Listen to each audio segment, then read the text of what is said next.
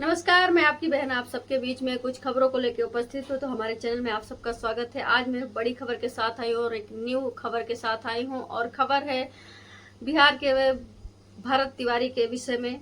मैं एक नई खबर लेके आई हूँ, तो आप लोग एंड तक वीडियो को देखिएगा। तो आज चलिए मैं आप लोगों को विस्तार से और शुरू से मैं आप लोगों को भरत तिवारी की जो बड़ी खबर है वो मैं बताने वाली हूँ। तो बताने से पहले मैं आप लोगों को 8 मंथ पीछे ले चलती हूँ। जी हाँ, 8 मंथ पहले भरत तिवारी एसडीओ के पास गए। जब भरत तिवारी जगदीशपुर एसडीओ के पास पहुंचे अपनी समस्या लेके। समस्या क्या थी? पिछली साल जब बाढ़ आई तो कम से कम 600 घर बाढ़ में डूब गए। वहां के लोग, काफी लोग उसी जल में, उसी गंगा नदी में डूब गए।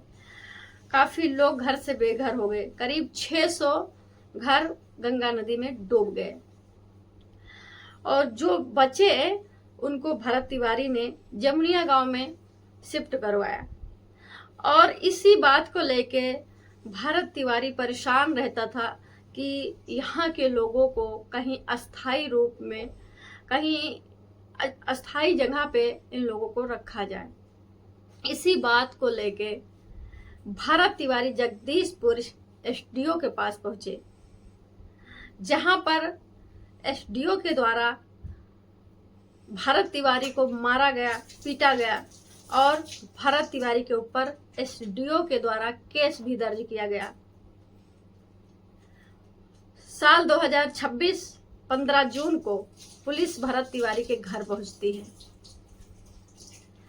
वहां पर भरत तिवारी घर पे नहीं मिलते हैं। भरत तिवारी के परिवार वालों को पुलिस वाले धमकाए, धमकी दिया। ये बात जब भरत तिवारी को पता चली तब भरत तिवारी गुस्से में आ गए। गुस्से में आने के बाद भरत तिवारी ने अपनी, जो उनकी माँ ने उनके जन्म पर उनको चैन दिया था सोने की, उस चैन को बेचकर भरत तिवारी तुरंत जाके पिस्तौल ले आए। वो भरत तिवारी के हाथ में देख रहे थे। हालांकि भरत तिवारी का कोई ऐसा इरादा नहीं था कि मैं कानून के ऊपर गोली चलाऊं या किसी को नुकसान पहुंचाऊं या किसी पर को किसी भी प्रकार का चोट पहुंचाए। ऐसा कोई इरादा भरत तिवारी का नहीं था। बस भरत तिवारी न्याय के लिए लड़ रहा था। अब आप लोग बताइए कि 600 घर उस बाढ़ में डूब जाते हैं। कितने मासूम बच्चे, कितने बूढ़ बुजुर्ग उस गंगा नदी में समा जाते हैं। कितने घर से बेघर हो गए। तो क्या उन लोगों के लिए लड़ना गलत है? क्या वहां की सरकार जो है उसको दिखाई नहीं देता? नहीं दिखाई देता है, नहीं दिखाई देता है। तभी आज वहां 600 घर यमुना नदी में, गंगा नदी में डूब जा रहे हैं। वहां के सीएम को, सम्राट चौधरी को ये चीज नहीं दिख रहा है। अगर दिखता तो आज हमारे भरत भाई की बातें सुनता।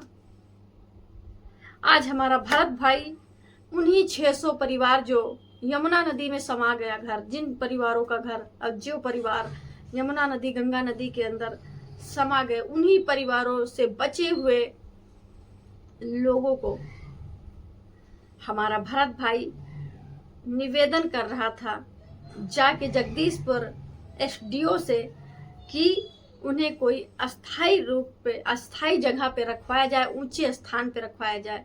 क्योंकि अगर वो फिर ढाल में रहेंगे तो फिर से बाढ़ आएगी और फिर से सबको डुबा देगी।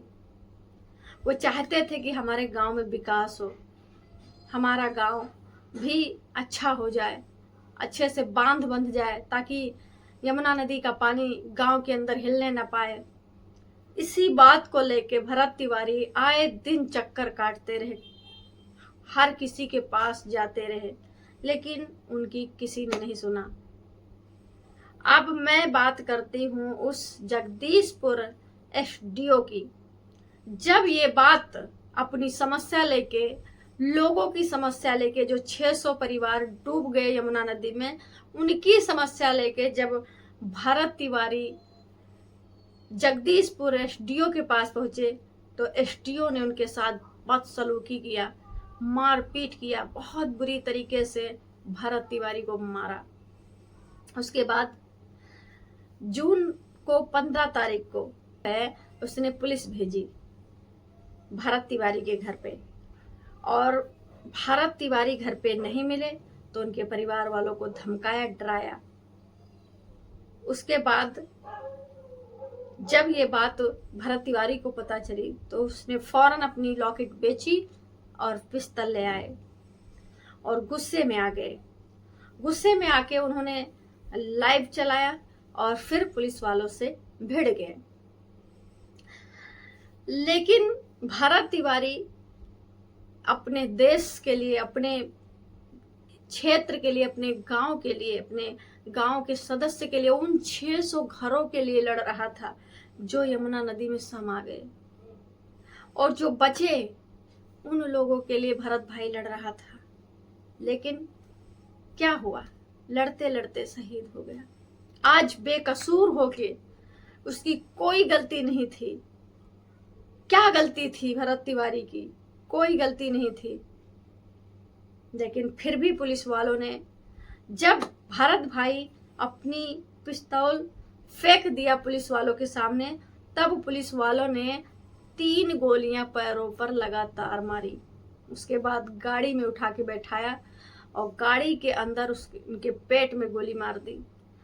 जबकि भरत तिवारी के पैर में 3 गोली लगने के बाद भी भरत तिवारी भारत माता की जय बोलते रहे। उन पुलिस वालों को इतनी सी भी शर्म नहीं आई कि ये बंदा भारत माता की जय बोल रहा है और फिर इसको हम मारे दे रहे हैं। थोड़ी सी भी शर्म नहीं आई। इससे साफ पता चलता है कि अंग्रेज तो चले गए, लेकिन कुछ ऐसे उन्हीं के अंश आज भी दुनिया के कोने में कहीं कहीं बसे हुए हैं, जो आज भारत ऐसे देश में जहर फैला रहे हैं, भाई भाई में दुश्मनी करवा रहे हैं। कुछ ऐसे लोग बैठे हैं, कुछ ऐसे सांप बैठे हैं जो समाज के सामने तो वो नेता हैं, लेकिन पर्दे के पीछे वो सांप हैं। कब डसने कोई पता नहीं। जो भी उनके खिलाफ आवाज उठाता है उसको इसी तरह मार देते हैं जैसे हमारे भरत भाई को मारा गया। भरत भाई केवल अपने गांव के लिए, अपने गांव के विकास के लिए, अपनी एरिया के लिए, उन 600 डूबे हुए परिवार के लिए लड़ रहा था। उसकी क्या गलती थी? आज उसके बूढ़े माँ, उसकी बहन, सबका रो रो के बुरा हाल है। चलिए मैं आपको भरत तिवारी की माँ का बयान सुनाती हूँ। 2 गज मरले बड़े मरबो कैलाश तिवारी की दिखाती हूँ। जब भरत तिवारी पिस्टल हाथ में लिए थे तब पुलिस वाले चारों तरफ से उन्हें घेरे हुए थे। वो भी मैं आप लोगों को छोटी सी क्लिप दिखाऊंगी तो आप लोगों ने देखा। देश में बदलाव आगे रहेगा। कौन भेजा रहे? सीएम भेजा है तुम सबको। ये देखिए कह रहा है कि मार दिया जाएगा तुमको। तुम सब पागल क्या बोल रहे? ये देश मेरा बलिदान, ये जाया नहीं जाएगा। मारो मारो। ये देखिए आप सभी, ये सब क्या देशद्रोही। गोली लगने से पहले, इनकाउंटर होने से पहले भरत तिवारी ने अपने वीडियो के द्वारा एक वीडियो रिकॉर्डिंग किया और उसमें कहा कि हम अगर रहें ना रहें, अगर मेरी मौत भी हो जाती है तो मेरा फोन किसी के हाथ में नहीं लगना चाहिए, केवल मेरे घर वालों के सिवा। अब सवाल ये उठता है कि क्या उसमें कोई राज था? क्या किसी के खिलाफ सबूत थी उस फोन में? दूसरी खबर मैं आप लोगों को बताती हूं कि इनकाउंटर से पहले भरत तिवारी ने एक पत्रकार को फोन किया था, जिसकी रिकॉर्डिंग मैं आप लोगों को सुनाती हूँ। क्या हाल चाल है? सब बढ़िया के? हम भरत तिवारी बोल रहे हैं। आप एक शेयर किए हैं अपने न्यूज पे, उसके बारे में कुछ जानकारी किए हैं कि कैसा युद्ध चल रहा है? कौन चीज? बिहार पुलिस पे जो फायरिंग हुआ है कल और आज युद्ध चल रहा है, बहुत दिनों से चल रहा है इसे तो। अच्छा, आप लोग पहले रिकॉर्डिंग सुनिए, उसके बाद आगे मैं बात करती हूँ आप लोगों से। जैसे कि आप लोगों ने रिकॉर्डिंग सुना, तो ये भरत तिवारी जो है, जब उनका इनकाउंटर नहीं हुआ था उससे पहले उन्होंने पत्रकार को फोन किया था। पत्रकार और भरत तिवारी के बीच में क्या बातें हुई आप लोगों ने सुना। तो मैं पूछती हूँ कि क्या ऐसे निर्दोष इंसान को मार देना चाहिए? आज भरत तिवारी, आज हमारा भाई हम सबके बीच में नहीं है। जिस तरीके उसकी बहन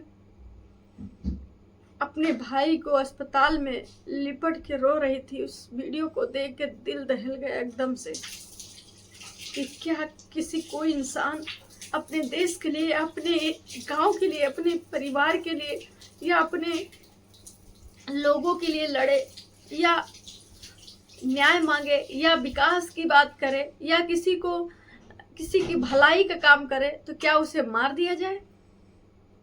क्या उसे मार दिया जाए? मैं हर एक भाई से कहती हूँ, हर एक बहन माताओं बहनों से हमारी हाथ जोड़ के रिक्वेस्ट है पब्लिक से कि भरत तिवारी की मौत व्यर्थ नहीं जानी चाहिए।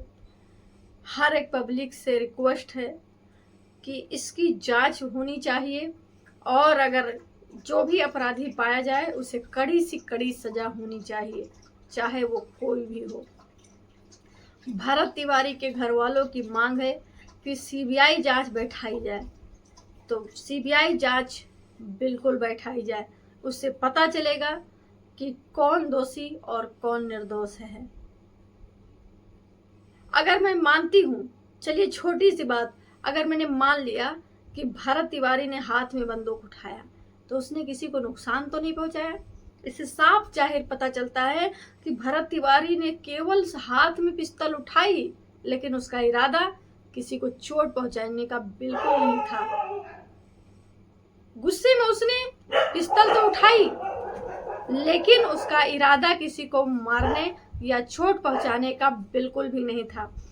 उसने पिस्तौल उठाई गुस्से में, क्योंकि उसके ना रहने पे पुलिस वालों ने उसके घर वालों को धमकाया। इस गुस्से में आके उसने पिस्तौल हाथ में उठाई, लेकिन उसका कोई इरादा नहीं था कि वो किसी को चोट पहुंचा दे। वो देश के लिए लड़ रहा था और आखिरी सांस तक वो भारत माता की जय बोलता रहा। लेकिन उन पुलिस वालों पर इतनी सी भी दया नहीं आई कि वो भारत माता की जय बोल रहा है तो उसे गोली ना मारें। क्या ये पुलिस वाले कर सकते हैं? आप लोगों को लगता है? मुझे तो नहीं लगता है कि पुलिस कभी किसी पे गोली चला सकती है। इसके पीछे जरूर किसी सांप का हाथ है, जरूर किसी सांप का हाथ है जो पीछे से डसने का काम कर रहा है। जरूर किसी की साजिश, किसी की षड्यंत्र है भरत तिवारी का इनकाउंटर करवाने का। क्योंकि जो वीडियो भरत तिवारी रिकॉर्ड किया और उसमें कहा कि मेरे मरने के बाद मेरा फोन किसी के हाथ में नहीं जाना चाहिए सिवाय मेरे घर वालों के, तो इससे जाहिर पता चलता था कि भरत तिवारी को पता था कि आज नहीं कल लोग मुझे मार देंगे। क्योंकि हो सकता है भरत तिवारी किसी की बहुत बड़ी सबूत उस फोन के अंदर रखे रहा हो। इसलिए हमारी सबसे रिक्वेस्ट है, गुजारिश है हर पब्लिक से कि भरत तिवारी के फ़ोन की भी जांच होनी चाहिए।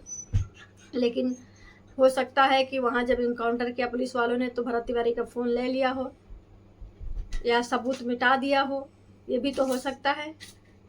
हमारी यही गुजारिश है पब्लिक से कि भरत तिवारी को न्याय मिलना चाहिए।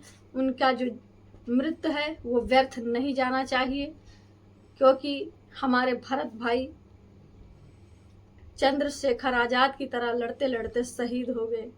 आज वो अपने लिए नहीं, अपना पेट भरने के लिए वो नहीं लड़ रहे थे, वो लोगों के लिए लड़ रहे थे। आज वो लड़ते लड़ते शहीद हो गए। हम भरत भाई को सलूट करते हैं। हमारा भरत भाई जहाँ हो, परमेश्वर उसकी आत्मा को शांति दे। और जो भरत भाई के परिवार वालों की जो मांग है सीबीआई जांच की, वो सीबीआई जांच बैठाई जाए। हमारी पब्लिक से रिक्वेस्ट है कि पब्लिक भी भरत तिवारी के परिवार वालों का सपोर्ट करे फिर मिलेंगे एक नई खबर के साथ। सबको जय हिंद, जय भारत।